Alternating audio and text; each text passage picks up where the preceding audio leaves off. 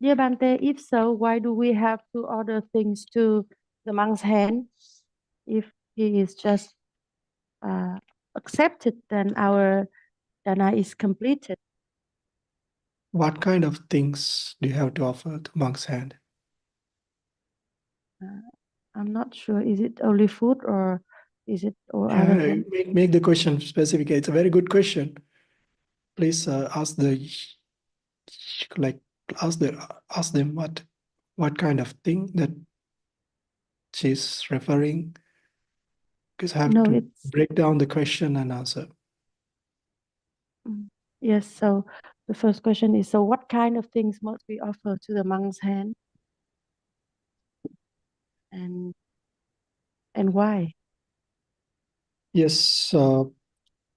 One is like I had to break down the question. Like it's because of the Vinaya. Like there is a way like that certain types of food, certain types of food, certain types of drinks, certain types of medicine.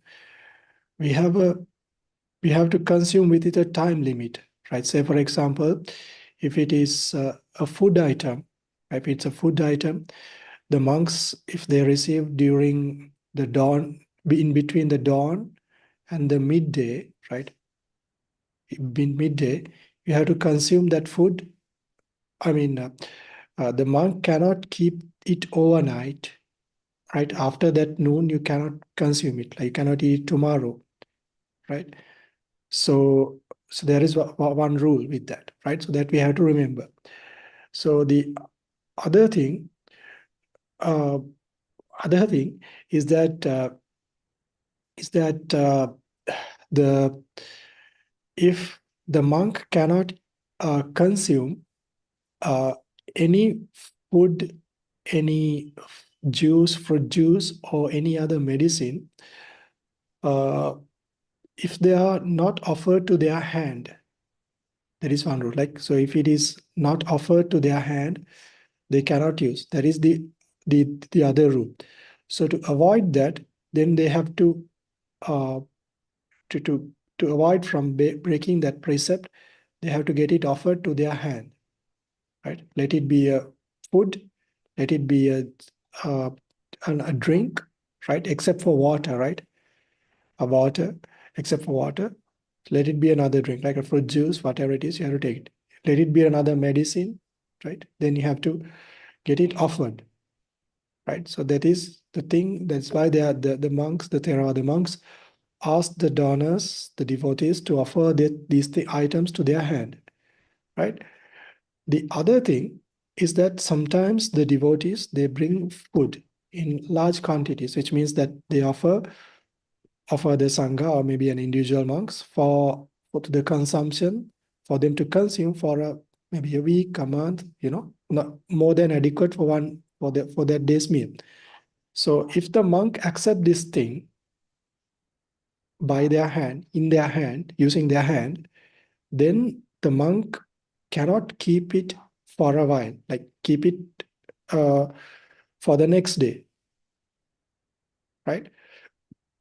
So in that case, so the monks will say, I will accept this food. And then the monk will hand over it to the kapya, right? So if the kapya is around, then the kapya or the junior monk, the samanera is there, not the junior monk, the samanera, right? The nun or not the samanera is there. Then he will ask the samanera to take it, like that. So then after that, the samanera or the kapya can offer the monk on the next day or whatever the time that it is required. It's like that. So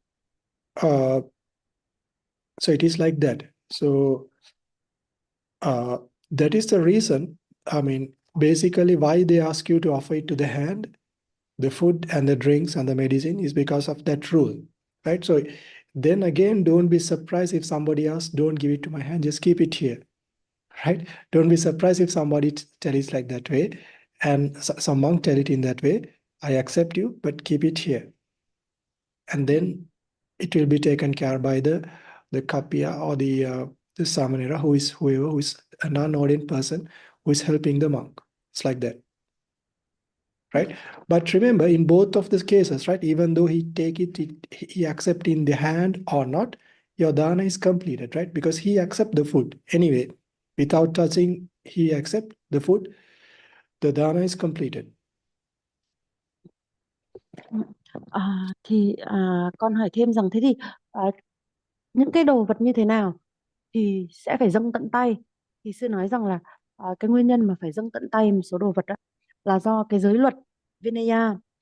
Thì có một số những cái loại vật thực hay là thuốc men hay là đồ uống á, thì cái thời hạn mà chư tăng được giữ ấy, là có giới hạn.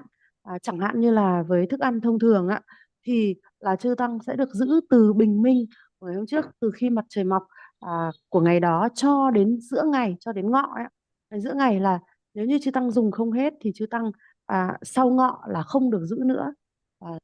Tất nhiên là không được giữ qua đêm rồi. Đó. Thì um,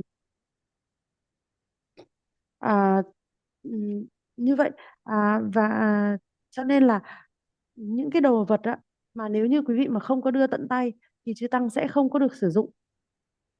Nếu mà là cái đồ chẳng hạn như là đồ ăn, thức ăn hay là nước trái cây, nước uống, trừ nước lọc ạ, nước lọc nước nước nước trắng ấy ạ, thì là không cần đưa tận tay. Thế còn những cái đồ kia thì phải đưa tận tay, thì chư tăng mới có thể dùng được, là để tránh phạm vào cái giới đó. Đúng không ạ? Thế cho nên là nhiều khi là chư tăng Theravada là sẽ yêu cầu chúng ta là khi mà dâng cúng cái đồ ăn thức uống là phải đưa tận tay như vậy.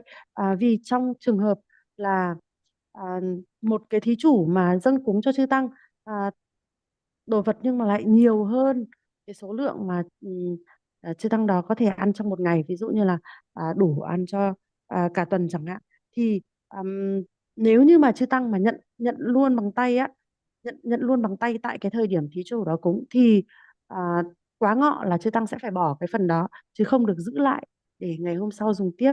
Thế cho nên là sẽ có trường hợp là à, chư tăng vẫn sẽ chấp nhận cái món đồ cúng dường đó, nhưng mà sẽ giao cho Kapiya hoặc là một vị sa di để giữ hộ chư tăng, và ngày hôm sau thì cái vị Kapiya hoặc là cái vị sa di á thì sẽ lại dâng lại cho chư tăng.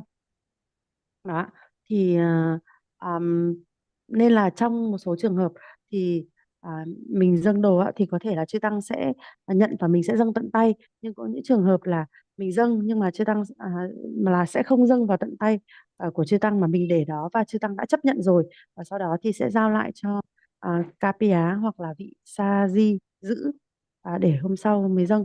Thì trong cả hai trường hợp, dù là có dâng vào tận tay chư tăng hay không, nhưng mà chư tăng đã chấp nhận rồi, thì trong cả hai trường hợp như vậy thì cái sự cúng dường của chúng ta là đều thành tựu.